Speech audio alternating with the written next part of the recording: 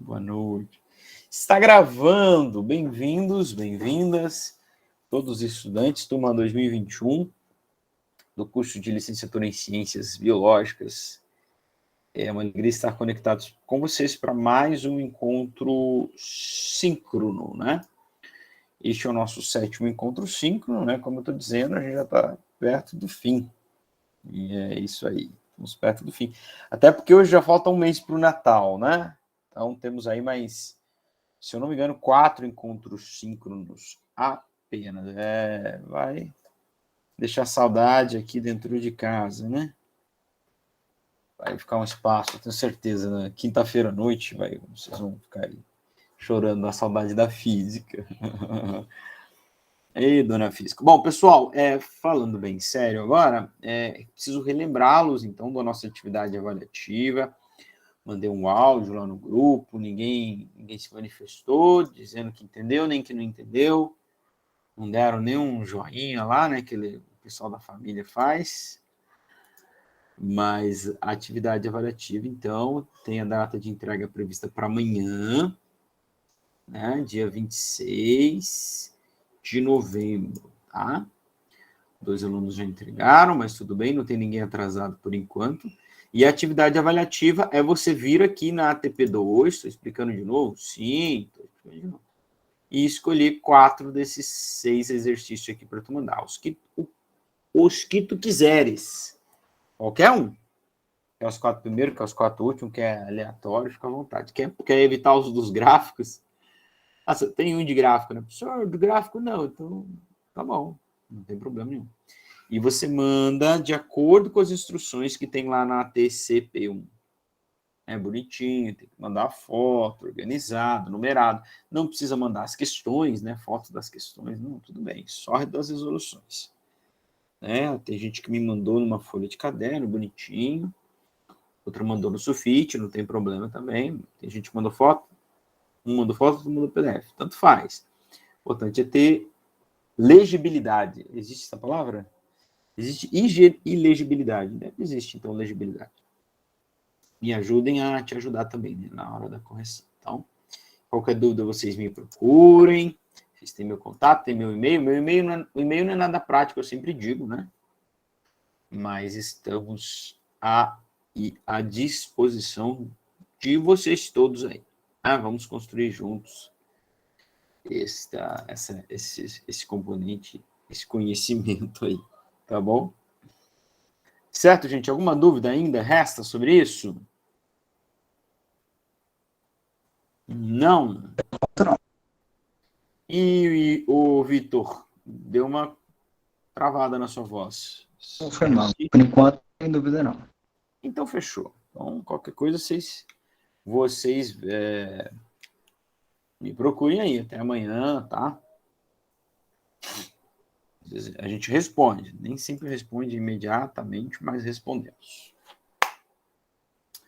Pessoal, então nós vamos retomar aquilo que nós estávamos conversando na quinta-feira da semana passada, que é a introdução à dinâmica, o princípio da dinâmica, né?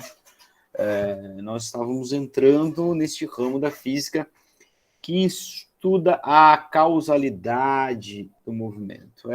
Talvez a parte mais importante ali, né, dentro do estudo da mecânica. A mecânica é a grande parte que estuda todos os movimentos, né? Nós começamos sempre, lembro, né, vendo a cinemática, que é um movimento que não se preocupa com a causa do movimento, né, porque ele inicia nem porque ele se encerra, né, o corpo que se move e ponto final, né? E agora nós passamos para a dinâmica, né, que vai falar das causalidades do movimento. Então nós precisamos no passado, tá certo isso? Precisamos no passado? Nós tivemos que, vamos colocar assim, introduzir dentro do nosso estudo um ente físico aí que é de extremamente importante para nós agora, que é a tal da força, né? E a força é uma daquelas coisas que eu costumo dizer que a gente usa o tempo todo, a gente sabe lidar muito bem com ela, mas não sei se sabemos explicar muito bem o que é, né? o que é a tal da força. Mas o importante para nós aqui é a gente perceber, como eu disse, né, alguns livros vão dizer que força é a interação entre dois corpos. Isso não resolve nada, né? Nem para nós aqui, nem para o aluno do ensino fundamental. Né? Precisamos buscar outra forma de fazer ele entender o que é força. O que nos basta, por enquanto, é perceber que força...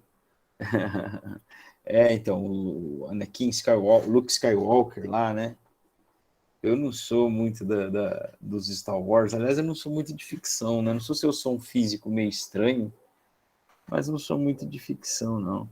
Mas é que a força esteja com você. Não é esse tipo de força que a gente trata na física, né? Como eu estava dizendo, basta para nós perceber que força é aquilo que pode alterar o estado do movimento, né? Não sei se o seu aluno vai responder isso com essa formalidade toda, né? Mas, enfim, força é aquilo que pode tirar o corpo ou do repouso ou do MRU. Isso ele precisa ser capaz de entender, você precisa ser capaz de discutir isso com ele, né? Claro, e também tem um outro lado, né, que a gente não estuda nas leis de Newton, mas é o caso da deformação, né? Força também é o cara que pode causar deformação. Né? Deformação ou aceleração. Tá? E a gente tem que ter a consciência de quando a gente fala, então, de aceleração, a gente fala de quebrar o equilíbrio do corpo, né? Seja o equilíbrio estático, quando ele está em repouso, seja o equilíbrio dinâmico, quando ele está em MRU. Tá? Por quê? Porque a aceleração é variação da velocidade. Simples. Tá? Variação da velocidade. Então, essa ideia é a ideia que vai unir a primeira e a segunda lei de Newton. Tá? Nós terminamos na aula da semana passada a primeira lei de Newton, a lei da inércia. E nós podemos enunciá-la de forma bem completa, dizendo que há uma tendência natural dos corpos em permanecerem no seu estado inercial, seja MRU, seja repouso, a menos que haja uma força resultante, não nula, né, atuando sobre ela. Certo? E aí, a segunda lei de Newton, essa discussão que eu estava fazendo até agora, né, de que a força é capaz de gerar aceleração, então é o vice-versa da primeira lei, né, a lei da inércia.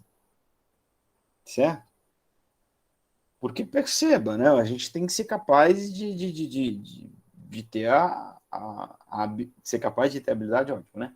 A gente tem que ser capaz de pegar um axioma e invertê-lo, né?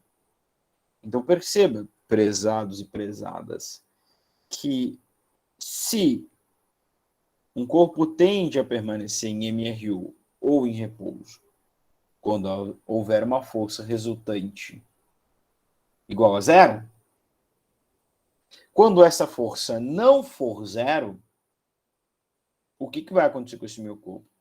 Ele tende a não permanecer em MRU ou em repouso. Né? Claro, a gente vai ter que levar em consideração ali o atrito, né? A resistência do atrito. Então, por exemplo, não é qualquer força que vai tirar as coisas do repouso. Né? Então, por exemplo, eu tenho essa caixa aqui, uma belíssima caixa de papelão, tá certo? E não é qualquer força que eu faço nela, ó, que tira ela do repouso. Não é qualquer, né? Por quê? Porque também tem um atrito aqui, etc. e tal. Mas ela só sai se tiver uma força resultante não nula atuando sobre ela. É a única possibilidade. Então, a primeira lei vai dizer que enquanto não tiver essa força resultante, o que está em repouso vai ficar em repouso e o que está em MRU vai ficar em MRU. Então, aquilo que eu falei de inverter o axioma. Né? Então, é verdade também que se existir essa força resultante, eu vou ter a capacidade de tirar o corpo do MRU ou tirar o corpo do repouso. Certo? Então, a segunda lei de Newton nos fala sobre isso. E é aquilo que eu estava dizendo antes. Como é que eu tiro um corpo do repouso? Vocês viram o telefone tocando aqui, né? Perdão. Como é que eu tiro um corpo do repouso ou do MRU? Aceleração. Né? Então, voltando à questão de como definir força. Força é esse cara capaz de gerar aceleração ou deformação, né? Mas capaz de gerar aceleração. É isso que a gente vai ver a partir de agora, então. Se vocês me derem um minuto, eu só preciso abrir a aula porque estava aberta aqui. E por alguma razão, este já confuso e cansado professor fechou a... Cadê nossa aula da semana passada? Não é aqui. Turma 2021, claro. Turma 2021. É de vocês. Os nossos calouros.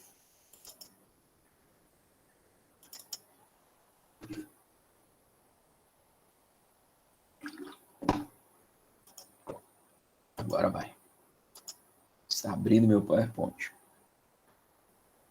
Você percebendo que eu tô meio travando aqui, né? Ó. Não sei se para vocês eu tô, mas para mim tá travando bastante a minha imagem. E eu vou também pedir a licença de vocês para fechar minha câmera, tá?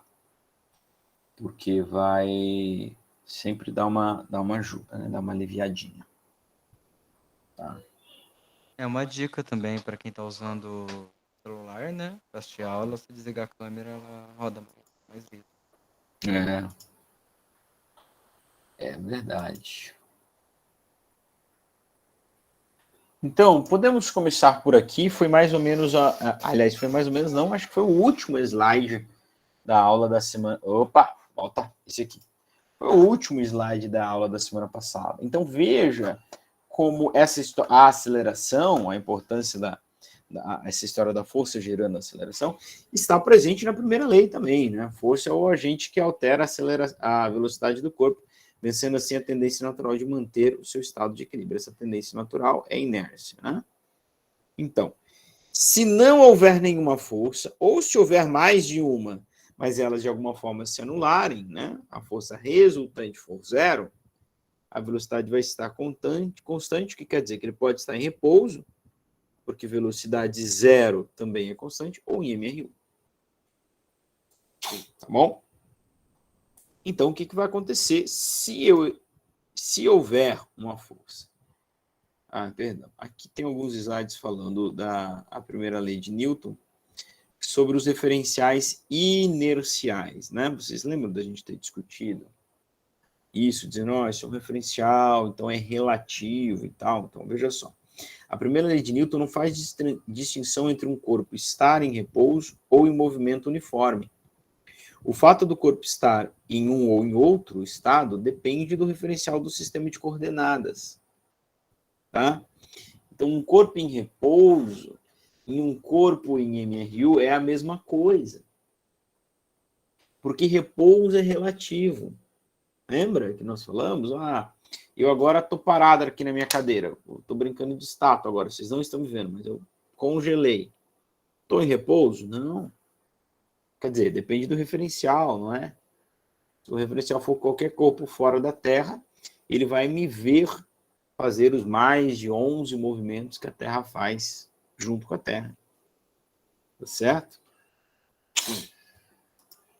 Então, também é por isso que não há essa distinção entre MRU e o repouso. Tá? Como você explicaria o fenômeno a seguir?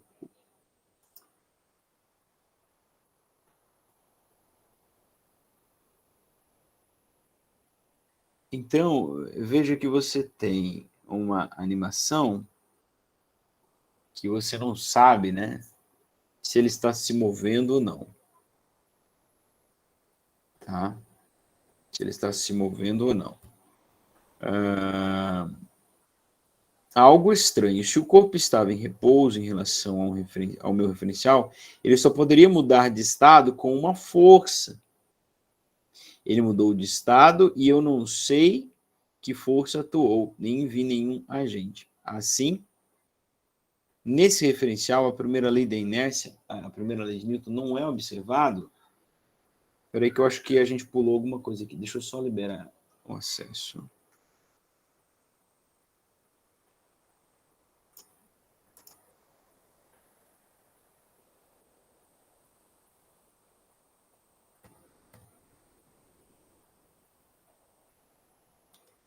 Eu estou voltando aqui no slide anterior. Veja só, em relação a mim, tem uma pessoa e tem um pacote, né? Então ele está dizendo, em relação a mim, o pacote está em repouso, por suas coordenadas permanecem constantes em relação a mim, né? Quando você define coordenadas, você define um referencial. Assim, segundo a primeira lei de Newton, ela tende a permanecer em repouso e não sequer, a não ser que alguma força atue e modifique o seu estado. E aquele pacote que estava em cima da mesa está em movimento, pois suas coordenadas estão mudando em relação a esse referencial adotado. Então, qual é o problema, né? Que você começa a falar assim, mas ele está em repouso e ele começa a se mover. É só uma questão de referencial. O movimento é uma questão de referencial. Tá? O movimento é uma questão de referencial. O fato se explica baseado na primeira lei de Newton. O corpo já estava em movimento e é uma tendência a manter o seu estado. Que a força foi aplicada, a força foi aplicada no trem e não no pacote. Assim, seu estado deve permanecer ou tentar permanecer, né? Tá? Então, quando o trem arranca, aquele pacote, ele cai, tá? Ele vai cair aqui. E aí a pessoa que está observando, ela vai falar assim, mas peraí, ele se moveu, teoricamente. Em relação a você, se moveu, é verdade. E parece haver uma violação da primeira lei de Newton, porque ele se moveu sem haver força. Então, é isso que estava destacando os balõezinhos aqui, né? É que está meio confusa a minha apresentação, porque ele aparece primeiro os balões fazendo as perguntas e depois a história. Então, o que ele está explicando ali é que não é uma violação da primeira lei de Newton, muito pelo contrário, é um exemplo de aplicação da primeira lei de Newton. O pacote estava em repouso e quando o trem foi, ou o móvel, aí, que não parece ser um trem, né, no desenho, quando ele se moveu, atuou sobre o pacote a primeira lei de Newton, tentando o fazer permanecer em repouso onde estava. E é por isso que, teoricamente, ele tem a possibilidade de se mover para trás em relação ao trem. Não é? Tá bom? Eu não sei se ficou claro para vocês esse fenômeno aqui. Agora, eu estou travado. Prof, Pode falar? você tá apresentando alguma coisa? Tô apresentando. Por quê? Não, não tá mostrando. Não tá aparecendo? Não. Não é possível que vocês estão me deixando fazer isso. É que você tá falando, né? Mas. Tô falando, não paro de falar. Peraí. Vamos lá, então. É porque se tiver que mostrar alguma coisa, estamos aqui no escuro. Eu tava mostrando. Peço perdão para vocês aí. Tchau, pode.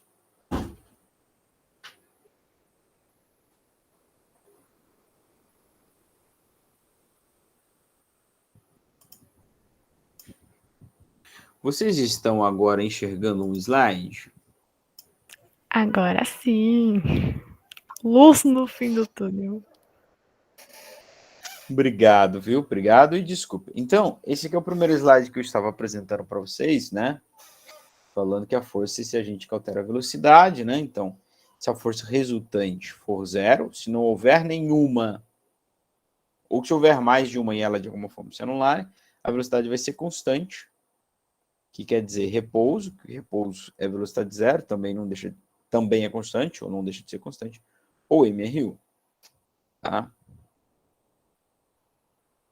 E aí, sobre os referenciais inerciais, eu estava mostrando esse desenho aqui para vocês, essa situação, né? Eu expliquei para vocês que a primeira lei de Newton não faz distinção entre o repouso e o MRU, porque é uma questão, isso é apenas uma questão de referencial, né? Repouso e movimento constante. Tá? E a situação que eu estava discutindo agora, por último, né? Falar, parece que viola a primeira lei de Newton, parece que não, como é que é? É a história do seguinte, ó, tem um carinha aqui dentro desse veículo, não sei se dá para ver, mas tem uma carinha aqui, ó. Tá? Ele está observando o pacote está parado em relação a ele, né? Certo? O pacote está parado em relação a ele. Quando esse trem é acelerado para frente, quando ele viaja com velocidade constante, não, porque não há força. Mas quando ele viaja com velocidade constante, esse pacote cai. É um desenho que eu estava tentando fazer aqui. Ele cai para trás. E aí, de acordo com o referencial desta pessoa, do observador, que não foi para trás, o pacote se moveu. Aparentemente, o pacote se moveu, né? Ou é só uma questão de referencial também. E isso parece violar a primeira lei de Newton, porque ela se move sem aplicação de uma força. Mas, de fato, eu dizia, né, que a força foi aplicada sobre o veículo, né? Uma força aqui resultante diferente de zero, né? E aí tirou a velocidade deixou de ser constante. De fato, a força não foi aplicada sobre a caixa, foi aplicada sobre o veículo. Então, como que ele se move? Na verdade, o fato dele cair não é uma violação da primeira lei de Newton, e sim uma aplicação da primeira lei de Newton. Um exemplo de aplicação da primeira lei de Newton. Esse slide que está me bugando aqui, eu estou travando nele. Tá? Por quê? Porque por que ele cai? Porque ele tenta manter o seu estado inercial. E aí a gente tem como é que eu vou dizer assim? A gente teria o costume de dizer que ele caiu para trás, né? Mas frente e trás é um referencial, né? Na verdade, ele tentou ficar no mesmo ponto. É o veículo que foi para frente, junto com o observador.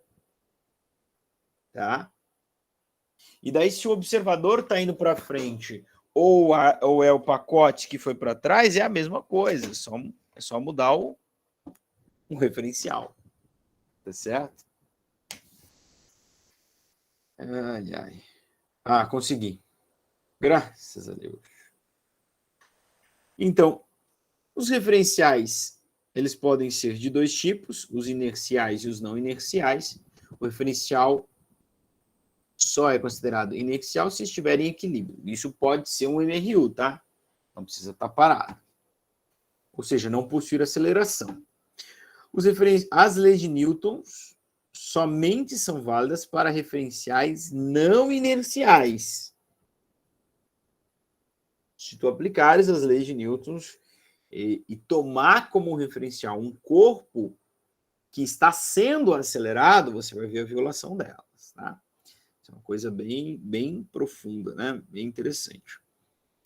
3, quando os movimentos tiverem grande duração e se exigir precisão, adotar-se-á como referencial inercial o referencial estelar. Né? Então, isso é uma prática que a gente uma prática que a gente falou nas primeiras aulas, é bem, bem antiga, né?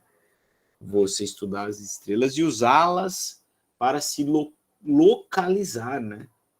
Então, primeiro o sistema de GPS aí. Não que as estrelas estejam em repouso absoluto, né? Elas estão em repouso para o nosso referencial, né? Mas se você for pegar outra galáxia, né? Aí a coisa muda, né? Até porque as galáxias se afastam com aceleração. Isso é um grande problema, né? Para as teorias de origem e evolução do universo. As galáxias se afastam e pelo Big Bang deveriam se afastar. só que elas estão se afastando aceleradamente. Isso é um grande problema. Primeira lei de Newton, lei da inércia, também conhecida, tudo que está em repouso tende a permanecer em repouso. Tá vendo, professora? Não é preguiça, é a inércia. Bom, então vamos passar à aplicação da segunda lei de Newton. Então nós falamos, nós começamos essa aula tentando fazer o gancho, né, entre a primeira e a segunda lei de Newton, e o gancho está justamente naquele slide que mostramos aqui, né? Ó, quando a força resultante for zero, a velocidade é constante. Pode ser um repouso ou um MRU. E se a força resultante não for zero? O que vai acontecer? Então, perceba, força resultante. Como eu dei o exemplo da caixa, estava com a câmera ligada ainda, né? Não é qualquer força que vai mover um corpo. Então, eu preciso ter uma força resultante maior que zero. Quando eu aplicar uma força resultante, a segunda lei de Newton vai dizer,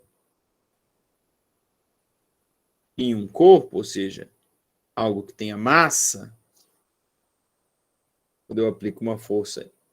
Deixa eu mudar a cor dessa caneta, porque preto não destaca, né? Porque a outra tinta já está preto. Ó, quando eu aplico uma força resultante sobre a massa, eu gero sobre ela uma aceleração.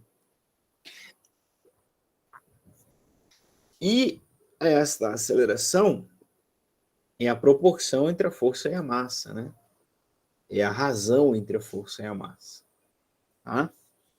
De tal forma que uma força, a força, como vocês devem já imaginar ou saber, ou já ouviram falar, a força, ela é, no SI, aplicada em Newton. Claro, a unidade de medida, né, designada para homenagear Isaac Newton. Né? E o que é um Newton? Um Newton é a força capaz de gerar em um corpo de 1 quilograma uma aceleração de 1 metro por segundo ao quadrado. Isso é um Newton. Tá? É mais difícil tentar... parece que é muito complicado isso, né? Mas não é. É só a definição do que é um Newton. Ou seja, se você aplicar uma força de 1 Newton num corpo de 1 quilo, a aceleração é 1. Tá? Ou seja, 1 Newton... um Newton é 1 quilograma metro por segundo ao quadrado. Tá legal? E, olhando para essa equação, nós vamos perceber que há uma relação direta. Eu vou...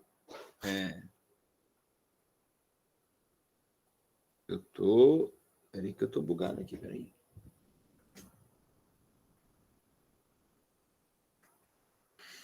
Olhando para a equação, a gente vai perceber a relação direta entre a força que você aplica e a aceleração que você gera, né? O que é algo meio óbvio para nós. Aliás, meio óbvio para todo mundo. Desculpa se vocês não gostam quando a gente fala assim, isso não é óbvio nada. Mas, claro, cara, a força é a que gera a aceleração. A gente discutiu hoje que a força é justamente esse agente capaz de gerar a aceleração. Então, é muito natural que a aceleração gerada seja proporcional à força aplicada. Tá? A força que a mão exerce sobre a caixa, a força que a mão exerce sobre a caixa. Uma certa mão está exercendo força sobre a caixa. 2 vezes uma mesma força possui uma aceleração 2 vezes maior, como eu disse, né? Há uma relação direta entre força e aceleração. Tá? Enquanto que vai haver uma aceleração inversa da força com a massa.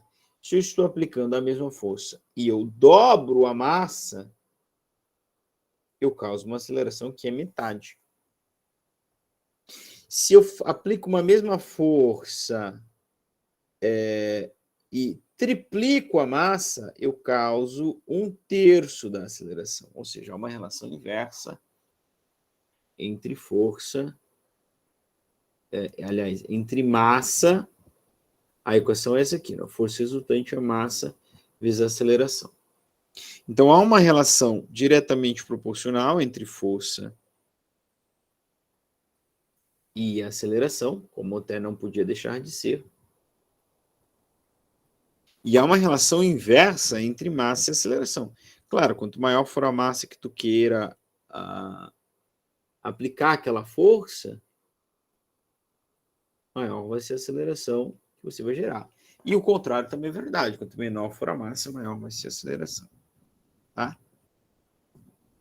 Certo? Gente, vamos aplicar essa segunda lei de Newton num exercício e vocês vão de perceber que ela por si só é de fato simplória. Ok? Então vamos lá. Uma força F é a única que age em um corpo de massa igual a 400 gramas e lhe confere uma aceleração de 3 metros por segundo ao quadrado. Então, eu escrevi um e-book, 7 passos para a resolução do problema. Eu já falei isso para vocês? 7 passos. O primeiro é ler. O segundo é ler e extrair as informações. Ó, isso aqui é massa. Isso aqui é aceleração. É só isso que eu tenho de informação. Outro passo, descobrir quem você quer. Aqui ficou óbvio, porque ele termina com um ponto de interrogação, uma frase curta, né? Ele quer a força F. Que é a força que agiu sobre esse corpo de massa, 400 gramas, e gerou sobre ele uma aceleração de 3 metros por segundo ao quadrado. Legal? Então é óbvio que eu vou usar para isso a segunda lei de Newton, que é que relaciona a força aplicada em uma massa e a aceleração que ela provoca. Certo? Lá nesse meu e-book, vocês vão encontrar em um dos passos escolher a equação, como fizemos aqui, e o outro é, antes de jogar na equação, conferir as unidades de medida. A aceleração está no SI, ok, sem problemas. Agora, será que eu posso usar a massa em grama? Não, né? Eu até posso, só que vai dar um resultado que eu não sei o que é. Porque para ser em Newton o resultado da força, eu preciso usar a massa em quilogramas. Então, a primeira coisa, converter a massa para quilograma. Como é que faz isso? 3,6? Não, esquece o 3,6, gente. Faz uma regra de 3. 1 quilo, 1.000 gramas, 400 gramas dá X quilos. Ou, simplesmente dividir 400 por 1.000. Vai dar em quilograma. 0, ficou feio aqui, 0,4. Tá? Agora sim, eu posso ir aplicar a segunda lei de Newton, né? Segundamente, como diria o outro, né? Primeiramente. Segundamente, aplicar a segunda lei de Newton.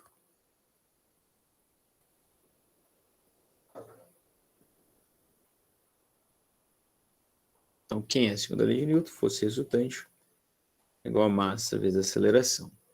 A força resultante é quem eu quero. A massa é 0,4 e a aceleração é 3. Então, a força resultante é 1,2 newtons. Por que tem essa diferença, professor? Por que na segunda lei de Newton fala de força resultante? Bom,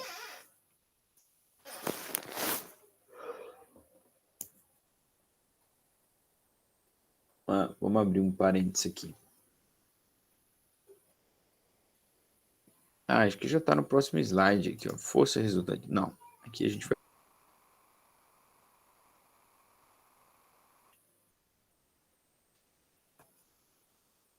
Eu acho que não tem um slide em branco aqui para a gente fazer isso.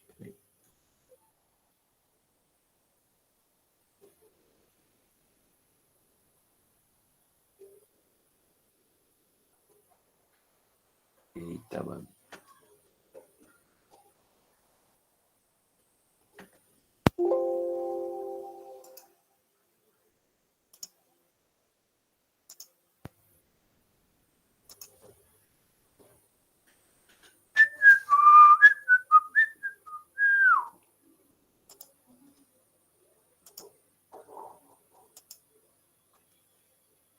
Então, por que a gente tem que usar força resultante? Porque força resultante.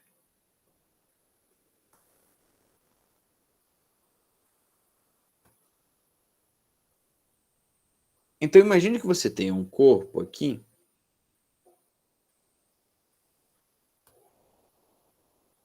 Um corpo. Ou um porco, né? Tanto faz.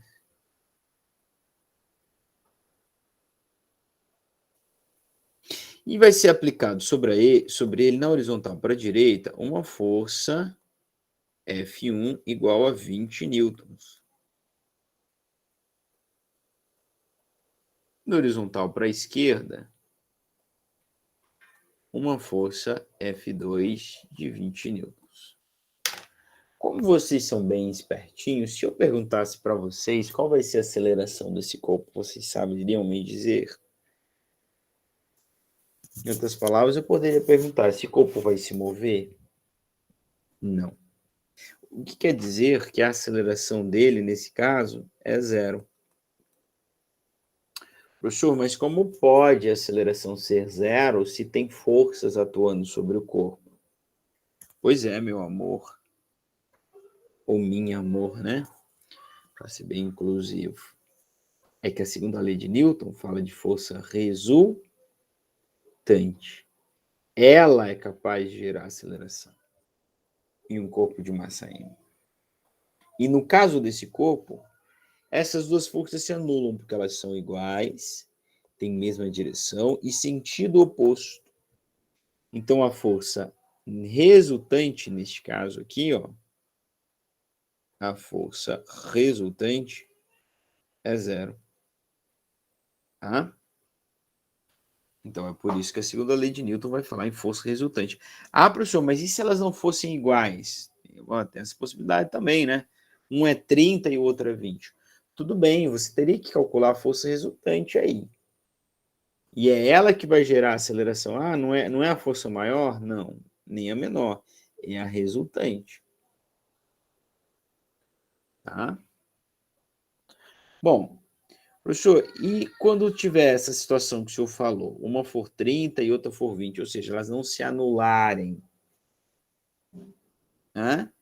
O que eu vou fazer? Eu vou ter que calcular, então, qual é a força resultante. E como que eu faço isso? A gente precisa lembrar que força é uma grandeza vetorial. E somar uma grandeza vetorial é somar levando em consideração a direção e o sentido que essa força atua, não é? Então, por exemplo, se eu tiver um primeiro caso aqui, duas forças na mesma direção e no mesmo sentido. Se você perdeu essas primeiras aulas, já não lembra mais, né? Um vetor é aquilo que é aquela grandeza que ela precisa da direção e do sentido para ser plenamente compreendida. Então, aqui eu tenho ó, F1 e F2, dois vetores. Quando eu vou fazer a resultante delas, eu tenho que fazer a soma desses dois vetores. Ó. Quando a seta está em cima da grandeza, indica que eu estou falando de vetor. Estou somando os dois vetores. Isso vai me dar o resultante. Como é que eu faço a soma? Levando em consideração a direção e o sentido. Bom, essas duas forças têm mesma direção e têm mesmo sentido, então por isso eles têm mesmo sinal. Então, a minha somatória, o valor da soma, então eu coloco as barras paralelas para indicar valor ou módulo do vetor. É de fato a soma do valor das duas forças. Por quê? Que é o que está aqui, né? Por quê? Porque são dois vetores que estão na mesma direção e no mesmo sentido. Parece ser um negócio besta, mas não é. Por quê? Porque nesse próximo caso, eu tenho duas forças de mesma direção e sentidos opostos. Então, vou colocar aqui, ó, F1, um vetor F1 e um vetor F2. A força resultante é a somatória desses dois vetores. Que é o que diz aqui, ó. Aqui, ó. Força resultante é a somatória das forças. Caso vocês não saibam, esse símbolo aqui indica somatória. Opa. Somatória. Então, é a somatória dos vetores. Que no primeiro caso, a somatória foi uma soma, porque eles tinham a mesma direção e o mesmo sentido. Mas agora, o que acontece? F1 e F2, eles têm sentidos opostos. Vetores que têm sentidos opostos, eles vão ter sinais opostos. Então, quando eu for determinar o valor dessa soma, ou módulo dessa soma, barrinhas paralelas, eu vou ter que dizer qual é positivo e qual é negativo. Em geral, a gente põe o maior positivo. Então, eu vou chamar o F1 de mais F1, e o F2 que está em sentido oposto tem que ser menos F2. Por isso, quando eu tenho vetores em mesma direção e em sentidos opostos, eu subtraio. O que para alguns de vocês pode ser uma coisa que já era óbvia. Por quê? Porque esses dois vetores, eles estão competindo, eles são concorrentes, como a gente diz. Entende? Um está puxando para um lado, outro está puxando para o outro, um está atrapalhando o outro. É uma guerra. É um cabo de guerra. Qual vai ser o resultado? Eu nem precisava da equação se eu dissesse para vocês aqui, ó, como eu usei lá no exemplo anterior. Uma força, o F1 é 20 e o F2 é 10. Qual é o resultado disso? Professor, o resultado é uma força de 10 para a direita. Isso. Então, isso é a força resultante. Quer dizer que eu posso... Deixa eu só abrir todos os slides para não ficar escrevendo em cima. Volta aqui. Volta aqui. O resultado é como se eu pudesse trocar as duas forças por uma única força de 10. Que é a diferença de F1 menos F2. E qual é o sentido da força resultante? O sentido do maior vetor. Tá bom? Tranquilo? Então, se elas têm a mesma direção e mesmo sentido, a somatória é uma soma. Se elas têm a mesma direção e mesmo sentido, a somatória é uma subtração. Porque vetores de sentidos opostos têm que ter sinais opostos. E o terceiro caso, perpendicular. Aí foi que o barraco desabou, né? Nessa que o meu barco se perdeu. Nele tá gravado só você e eu. Aí que mora o perigo, não é isso? A musiquinha lá? Muito bem. Como é que eu vou determinar a soma de dois vetores resultantes? Tá? A soma. Então, eu tenho ali no desenho, eu vou fazer a soma do vetor FR. Ó, vetor F1 com... Deixa eu colocar... Faltou a setinha aqui no F2. Quando eu tenho uma seta em cima, eu estou falando de um vetor. Tá?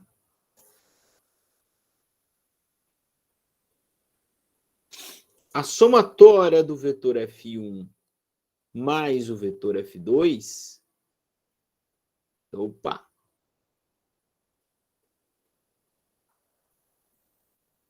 vai ser resolvida através do Teorema de Pitágoras.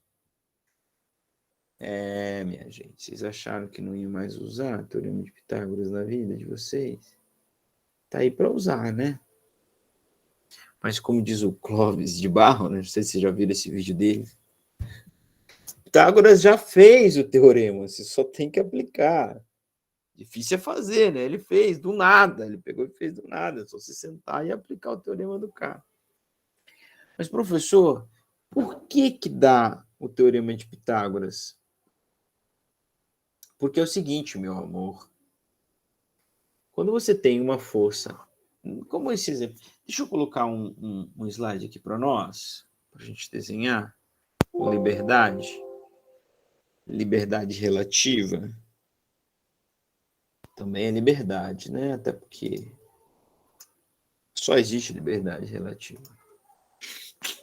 Veja, quando eu tenho uma situação exatamente como no caso ali, ó, vou desenhar aqui, eu tinha o F1 na horizontal para a direita e o F2 na vertical para baixo.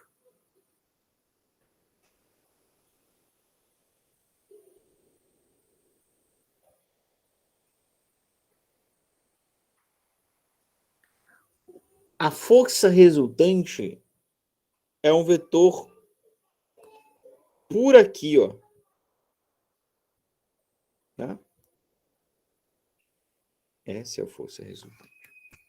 Lembra lá quando a gente estava vendo a diferença entre deslocamento e distância, que a gente falou, ó, o cara anda 3 para cá e anda 4 para cá, né? 3 metros e 4 metros. O deslocamento é um vetor, então ΔS é esse vetor aqui. Deixa eu mudar a cor. Que liga o início ao fim. Jesus, me ajuda agora. Entra na minha casa, entra na minha vida. Opa. Esse é o ΔS. É esse vetor aí. Enquanto que a distância que ele percorreu é 7, né? Mas o deslocamento é isso aí. E como é que eu descubro esse cara? Olha, gente, o que eu tenho aqui é um triângulo retângulo. Por que eu vou usar Pitágoras? Porque Pitágoras é o teorema Pitágoras. Relaciona as grandezas não, né? As dimensões, não chama assim grandezas. Dimensões do triângulo retângulo. Está no meu T? Não, né? Triângulo. Vou mudar ele aqui. Do triângulo retângulo. Professor, o que é triângulo retângulo? É o triângulo que tem um ângulo reto. Professor, o que é um ângulo reto? É o ângulo de 90 graus, meu prezado. Retângulo, ou prezado. O que é o ângulo de 90 graus? É a perpendicular, mesma coisa. Ó, é o canto perfeito. Então, determinar esse ΔS seria fazer Pitágoras. O que diz Pitágoras? A hipotenusa do triângulo ao quadrado. Hipotenusa do triângulo ao quadrado é igual a um cateto oposto adjacente ao quadrado, mais cateto oposto ao quadrado. Quem é cateto adjacente, quem é oposto, não faz a menor diferença para nós aqui, porque nós vamos elevar os dois ao quadrado e somá-los. Quem não faz a menor diferença. Não muda a ordem dos fatores, não vai mudar aqui. Os dois vão ser positivos. Tá legal? Então, aqui a gente tem a mesma coisa. Por quê? Porque um vetor, ele é definido por sua direção e sentido e seu tamanho, né? O tamanho tem que ser proporcional à magnitude, ao módulo do vetor. Então, o que eu posso fazer? Eu posso pegar esse vetor F1, F2, e deslocar ele aqui para que a bundinha dele, vamos dizer assim, encaixe com a pontinha do F1. Se eu deslocá-lo e mantê-lo na horizontal, na horizontal, uma ova, né, professor? Na vertical, mantê-lo para baixo e com o mesmo tamanho, eu não alterei o vetor, porque é isso que define o vetor. Então, eu posso mover livremente os vetores. né? E aí você vai ver de novo que eu vou ter o caso onde o vetor resultante é esse aqui, ó. E que eu posso relacionar esses três caras, que vai ser a força resultante, o vetor resultante e a força resultante. E eu posso relacionar essas três caras usando o teorema de Pitágoras. Hipotenusa ao quadrado é a soma dos quadrados cadentes. Quem é a hipotenusa? Hipotenusa é o maior lado do triângulo retângulo. Não sei se o senhor sabia disso, meu caro corintiano. Hipotenusa é o maior lado. Então, força resultante é igual a F1 ao quadrado mais F2 ao quadrado. Tá?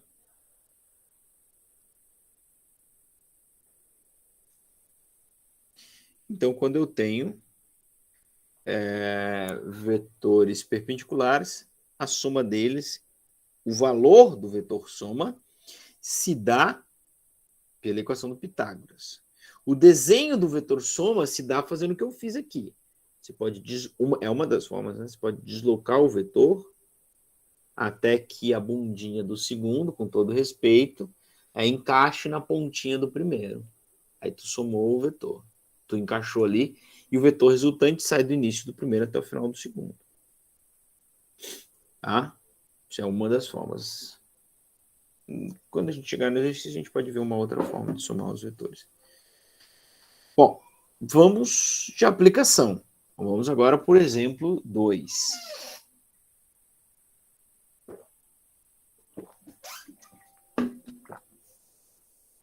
Três forças F1, F2, F3 atuam num corpo de 600 gramas de acordo com o diagrama a seguir. Calcule a aceleração. Bom, você vai ter que converter isso para quilogramas, né? Que nem no número 1 lá. Mas isso é um assunto para depois. Vamos aqui estudar as forças resultantes. Primeira coisa, para jogar na segunda lei de Newton, eu tenho que calcular a força resultante. Tá?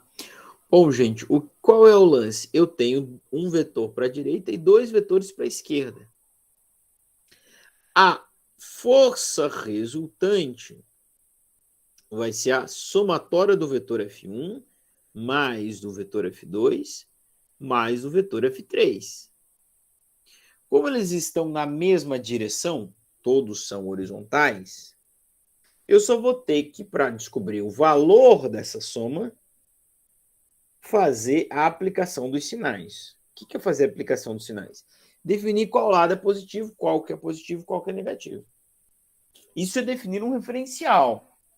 Porque, veja, quando eu digo que F1 é positivo, eu estou dizendo que o sentido para a direita é positivo. Não, se o F1 for positivo.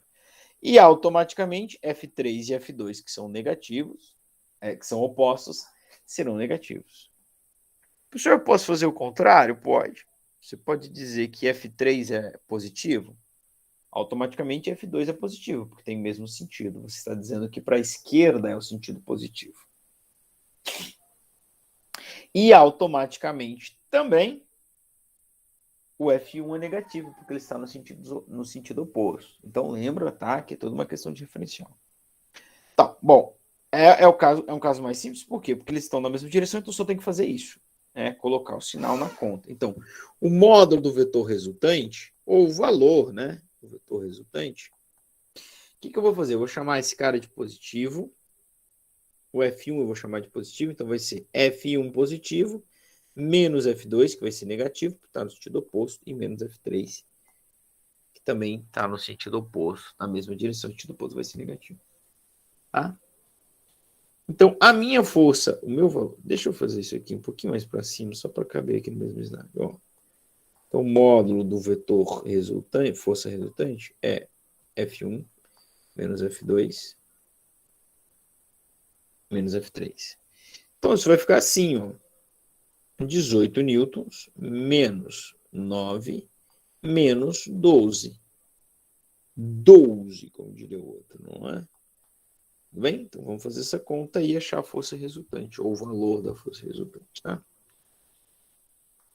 A força resultante eu vou copiar, tá? Para a gente não se perder. Era 18 positivo, menos 9, menos 12. A força resultante. Ó, não é jogo de sinal aqui, tá? Não tem multiplicação. Eu vou juntar quem tem mesmo sinal, então 18 é positivo, 9 menos 21. Então, a força resultante deu menos 3. Primeira pergunta é, uma força pode ser negativa, professor? Pode. É um vetor, gente.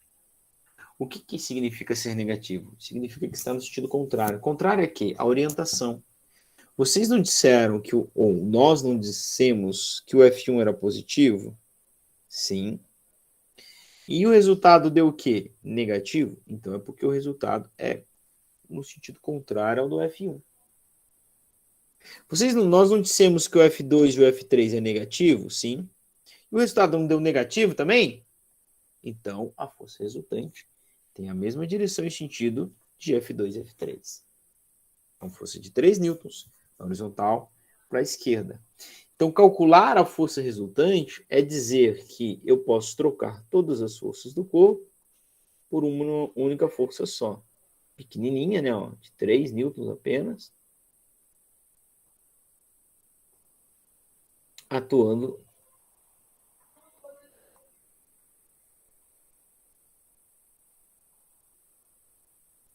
tá? Na horizontal para a esquerda.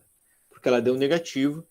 E quando a gente definiu o F1 de positivo, como positivo, a gente disse que para a direita era positivo e para a esquerda era negativo.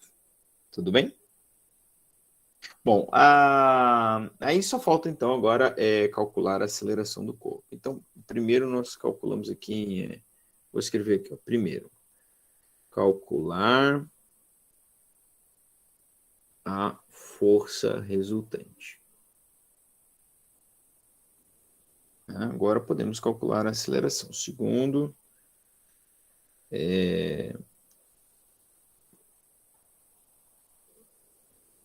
calcular a aceleração. Certo? Como que a gente vai fazer isso? Segundo a lei de Newton. Força ou a massa vezes a aceleração. A força resultante nós temos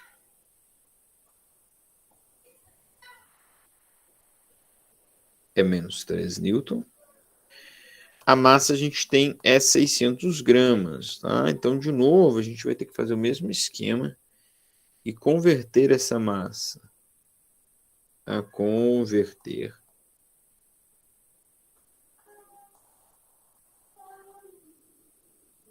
Então, vai ficar M é igual a 600 dividido por 1000, tá? É assim que converte para quilograma.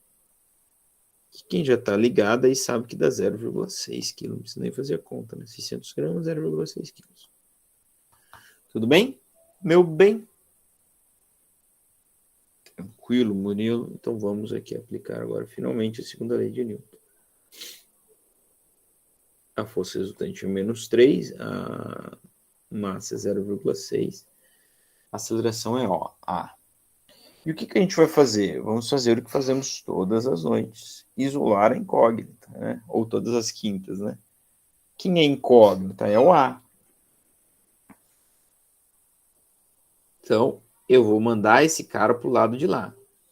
Qual é o sinal que existe entre o A e o 0,6? É uma multiplicação. Então, quando eu mandar para o lado de lá, eu vou inverter a operação. Tá? Se o 0,6 estava multiplicado pelo A, o menos 3 fica dividido pelo 0,6. Tá? Sinais diferentes nós temos, dá menos. 3 dividido por 6. Oh, meu Deus. Dá 5, né? Quase que eu não consegui fazer a conta, hein? 5 metros por segundo ao quadrado. E aí, vem de novo a pergunta. Professor, mas a aceleração pode ser negativa? Pode. Ela é um vetor. Aliás, o que significa ela ser negativa? Significa que ela está no sentido contrário que nós definimos como positivo, que era para lá, né? Para a esquerda. Tá? Então, ela está para cá, a aceleração.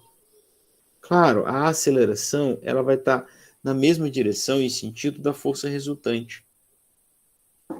Porque ela sempre vai ter o mesmo sinal da força resultante. Porque a massa não pode ser negativa, não existe massa negativa. Tá? Então a massa, a aceleração e a força vão ter sempre o mesmo sinal, o que quer dizer que elas vão ter sempre a mesma direção, o que faz sentido, não é? Então quando a gente mostrou aqui, ó, a força resultante está aqui, esse corpo vai ser acelerado nesta direção e sentido, né? Ou aqui, ó, nessa direção e sentido. Certo? Já que massa é sempre positivo, a aceleração vai ter sempre o mesmo sinal da força resultante. O que quer dizer, então, que ela vai estar sempre na mesma direção e sentido da força resultante. Bem, então veja como é importante a gente levar em consideração os sinais. Ok. Não poderíamos deixar de não fazer um exercício com Pitágoras, tá? Um exercício com Pitágoras. Esse exercício número 3 vai dizer assim, duas forças perpendiculares. Perpendicular é isso aqui, ó, formando um ângulo reto, né, de 90 graus. Entre si, ou ortogonais também, né, é outra palavra usada. F1 e F2 atuam em um corpo de acordo com o diagrama a seguir, imprimindo ao mesmo uma aceleração de 4 metros por segundo. Calcule a massa do corpo. Então, eu tenho a aceleração do corpo. Se eu quero a massa, eu preciso da força resultante, né? Força resultante é a massa vezes a aceleração. Se eu tiver a força resultante, eu posso calcular a massa. Então, a primeira coisa que a gente vai fazer é calcular a força resultante deste corpo. Ah, então, são forças perpendiculares. O valor dessa força eu vou determinar pelo teorema de Pitágoras. Tá? Mas eu quero fazer questão de desenhar a força resultante. Um dos métodos que eu fiz, aliás, o método que eu usei para vocês lá é deslocar o vetor até que a bundinha de um encaixe com a pontinha do outro. E aí o vetor resultante sai do início do primeiro até o final do segundo. Tá? Outro método, o método polígono, é fazer o seguinte, você pega da pontinha da seta de um dos vetores e traça um pontilhado paralelo ao outro. Como eu estou fazendo aqui. Não sei se vocês conseguiram ver, ficou muito ruim.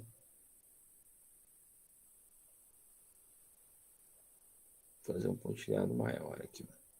Ó, da ponta de um vetor, eu traço um pontilhado aqui. E faz o mesmo com o outro, ó.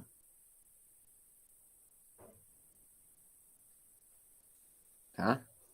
E aí, nesse caso, quando eu tenho a coincidência do início de um vetor com o início de outro vetor, o vetor resultante sai da junção dos inícios e vai até a junção dos pontilhados. Então, aqui está a minha força resultante. Então, esse método é uma opção para quando eles não estão já encaixadinhos, né? Você não precisa deslocar os vetores. Agora, se eles já tiverem encaixados, você pode só daí desenhar, né? Se já tiver coincidindo o final do primeiro com o início do segundo, só desenha um vetor que sai do início do primeiro, reto, em direção ao final do segundo. Reto, né? Não desenha igual eu não, tá? Desenha bem retinho. Então tá aí o desenho, tá? Sendo que esta medida aqui, ó, esta medida aqui que eu vou pintar agora de verde, ó, ela corresponde a essa medida aqui. Então, esse cara corresponde ao vetor F2, tanto que um dos métodos é deslocar o vetor F2, seria deslocar o vetor F2 para cá. Aliás, 80, perdão, gente. 80 newtons. E aí, você isolando isso aqui, ó, você tem, então, o triângulo retângulo, e é por isso que você pode resolver a força resultante aplicando o teorema de Pitágoras, que vai dizer que a hipotenusa ao quadrado, que no nosso caso a hipotenusa ao quadrado é o FE, é igual à soma dos quadrados dos catetos, né? Então é a soma de F1 ao quadrado mais F2 ao quadrado. Aqui faltou o F1, né? Deixa eu fazer aqui.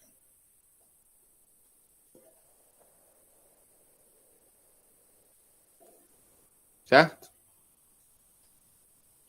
Bom, beleza, temos aí os valores, então vamos calcular. O que nós estamos fazendo aqui? Calculando a força resultante. Vou escrever aqui. Primeiro, calcular o FR. Tá? Então, vamos lá. Ó, quem é a força resultante ao quadrado? É igual F1, que é 60 ao quadrado, mais o F2, que é 80 ao quadrado. Ok?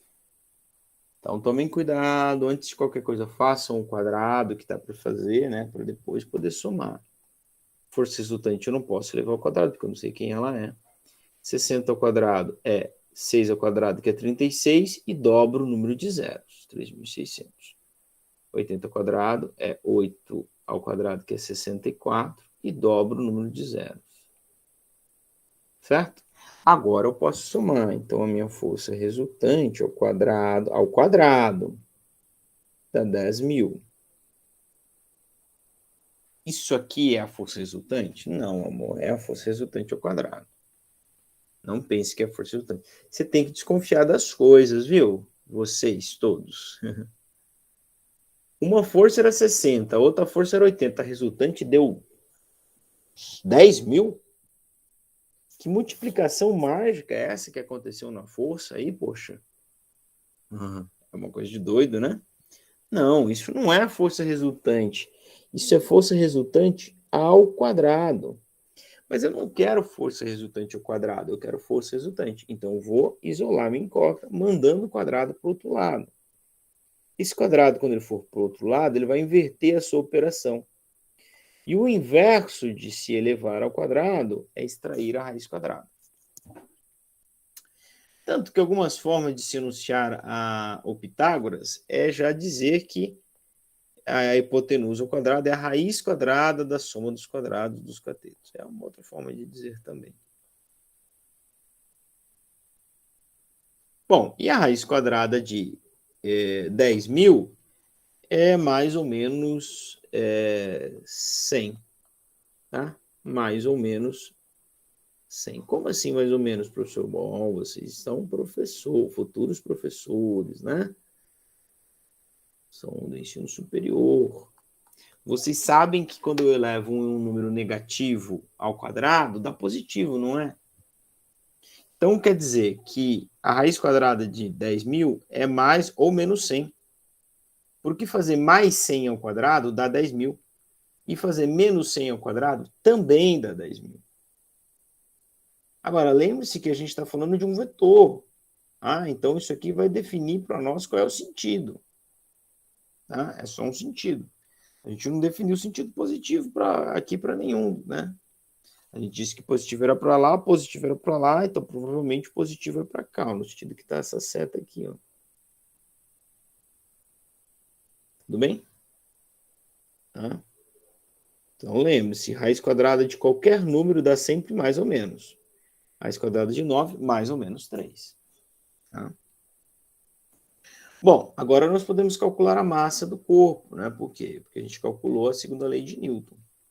Perdão, a gente calculou a força resultante, que é mais ou menos 100. Tá legal? Aí o que acontece? Bom, deixa eu colocar aqui primeiro, depois eu vou dizer o que acontece. Segundo, calcular a massa. Bom, eu tenho a massa, aliás, é o que eu quero. A aceleração é 4 metros por segundo ao quadrado. E a força resultante aí é ou igual a mais ou menos 100, né? O que acontece, gente? Acontece que a gente discutiu no exercício anterior que força resultante tem sempre a mesma direção, no sentido da aceleração do corpo. Então, eu posso até pôr a minha força resultante como negativa na conta, na segunda lei de Newton. Não, vamos lá, jogar na segunda lei de Newton. Eu posso até pôr a FR negativa se eu quiser. Não, matematicamente está certo. Só que daí você teria que colocar a aceleração negativa também, porque elas têm sempre o mesmo sinal. Porque senão tu vai achar uma massa negativa, que não existe, porque massa é quantidade de matéria. Não tem como ser negativo. Pode até existir barriga negativa, né? Depois eu mando uma foto para vocês. É brincadeira, gente. Mas massa negativa não existe, não é mesmo? Então, claro que o mais óbvio é você dizer uma... Aliás, o normal é você nem pensar no sinal, né? Mas eu quero deslumbrar aqui, destrinchar todas as possibilidades para vocês. O mais óbvio é colocar a força como positiva, a massa é que eu quero e a aceleração como positiva também. E aí a gente vai fazer o que fazemos todas as noites, isolar a incógnita, não é? Então, quem é incógnita é o M, então vou mandar o 4 para o outro lado. O 4 está multiplicado pelo M. Então, o 100 vai ficar dividido pelo 4. Percebeu que inverteu? 4 multiplicava o M, agora o 4 está dividido pelo 100, né? Então, isso dá 25 meters per second at the square. Para quem não fala francês, metros por segundo ao quadrado. Engraçadinho o senhor, hein, professor? Essa hora da madrugada. Certo, gente? Vocês querem comentar alguma coisa até aqui? Não? Tudo numa nice? Tudo Romanai. Então, hoje, achei que a gente ia conseguir terminar isso hoje. Não vamos, pelo jeito. Vamos falar da força-peso, gente. Vocês já ouviram falar da força-peso? Com certeza vocês já ouviram falar de peso, né? Até falei aí da barriga negativa. E falar de peso é ruim, né, professor? Pode ser um gatilho aí para choro e lamentação em posição fetal, né? Não, mas não é isso que a gente está querendo dizer. A gente está querendo dizer da força-peso. Né? O que é a força-peso? A força-peso é uma força, obviamente. Força com que a Terra atrai os corpos em direção ao seu centro. Massa e peso são a mesma coisa? Não. Por que os astronautas parecem flutuar no espaço? Porque lá o peso deles é muito pequeno. Não a massa. Eles não emagreceram. Massa é quantidade de matéria. Se eles não emagreceram, tem a mesma quantidade de matéria lá. Por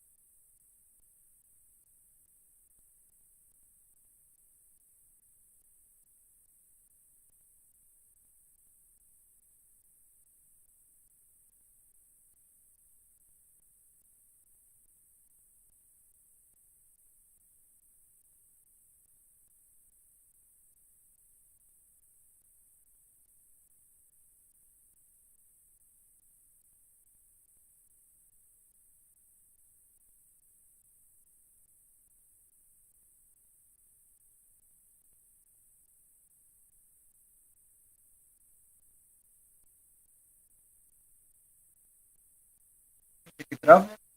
Tá normal aí?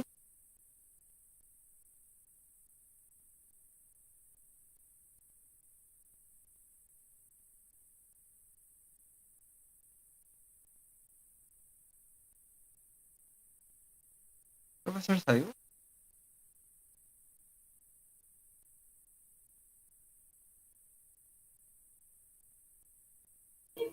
Eu acho que caiu a conexão do professor. Ah, tá. Eu falei, é só comigo que tá acontecendo isso?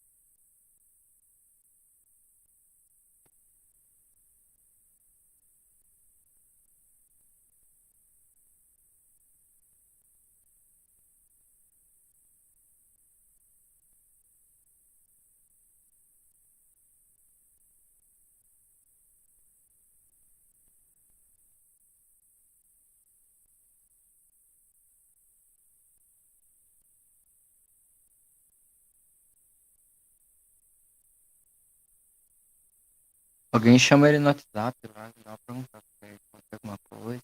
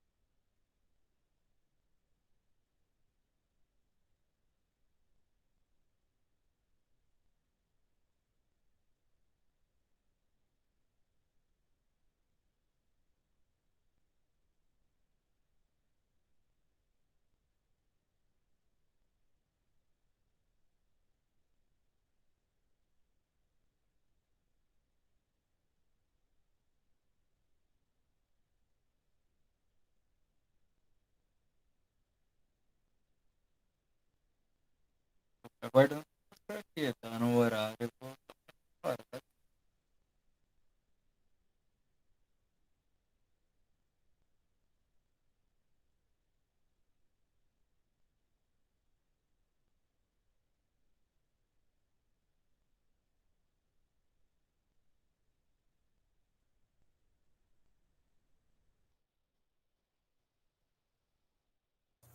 Acho que o professor não vai conseguir voltar hoje, não.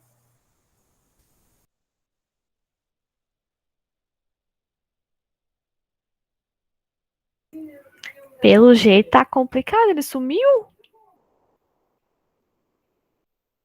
Se sair todo mundo, acho que para a gravação.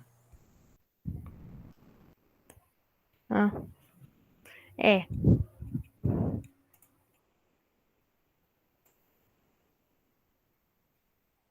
Já tá Ele dando nosso respondeu, horário. ele falou que caiu e ele não percebeu que tinha caído. Voltou. Oi, prof. Oi, gente. Ai, que papelão. Faz, faz tempo que eu caí? Faz. Ah, dá uns Uns 10 uns 15 minutos. 10 minutos? Sim. 15? É Caramba, verdade, por aí. vocês nem me ouviram. Peraí, mas eu terminei aquele exercício que a gente estava fazendo? Acho que nem. Não. Meu Deus do céu. Peraí que tá religando aqui minha internet. Eu tô no 3G do celular. Acho que já vou conseguir voltar. Peraí, eu vou sair daqui e vou voltar lá. Peraí.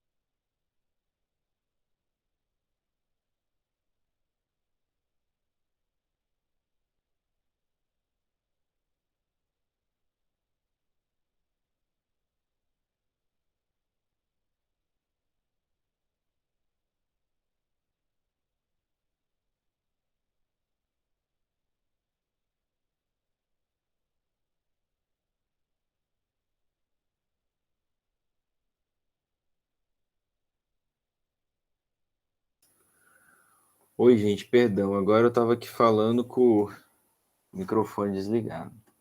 Perdoe, eu caí, não percebi. Fiquei aqui falando igual um bobão, sozinho. Vamos voltar, pessoal. Eu só preciso agora, só me interessa mais saber aonde foi que nós paramos. Se nós concluímos o exercício 3, está ótimo. Vocês acham que não concluímos, né? Esse aqui. Opa. Esse aqui está apresentando para vocês, né? A tela? Vocês estão me ouvindo? Sim. Legal. Nós chegamos a encontrar o valor da força resultante? Foi até essa raiz quadrada. Foi só até esse slide aqui? Eu acho que é. Qual que é o próximo slide? Extrair a raiz quadrada dá 100. Aí nós calculamos a massa do corpo aplicando a segunda lei de Newton. Ah, tá. É esse daí. Uhum. Concluiu esse. Ah, graças a Deus. Deus é bom. Então é o seguinte, bom, falta um minuto para nossa aula. Vocês me ouviram falar alguma coisa sobre força-peso? Só o começo. Só o Não, comecinho. travou nesse slide aí do Foi aqui, né? astronauta. É. Tá bom. Então eu vou só fazer a chamada então de vocês e a gente encerra por aqui, né? Fazer o quê? Nossa, eu discuti tanta coisa legal aqui, cara. Sozinho. Mas tudo bem. Pessoal, deixa eu fazer a chamada de vocês para registro, já são 8h40. E aí, na próxima quinta-feira, nós concluímos essa parte da dinâmica falando da segunda lei da força-peso. Tá? Acho que ali é o máximo que a gente vai.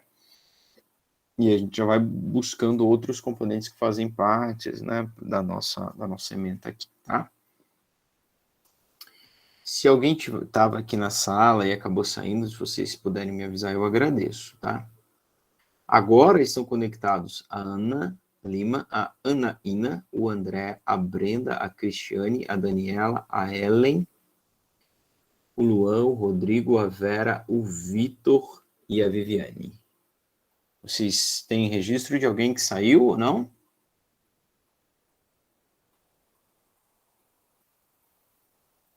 Não percebi, não, professor. Então tá bom. Bom, eu vou parar a minha apresentação, agradeço vocês, aqueles também que entraram em contato aqui, que senão eu ia ficar sozinho. E lembrando da nossa atividade avaliativa para amanhã, né? Escolher aqueles 4 exercícios e mandar, e qualquer dúvida eu fico à disposição de vocês. E é isso, estou encerrando a gravação e se alguém quiser também conversar alguma coisa depois do término da gravação, fica à vontade. Se não, até a próxima semana.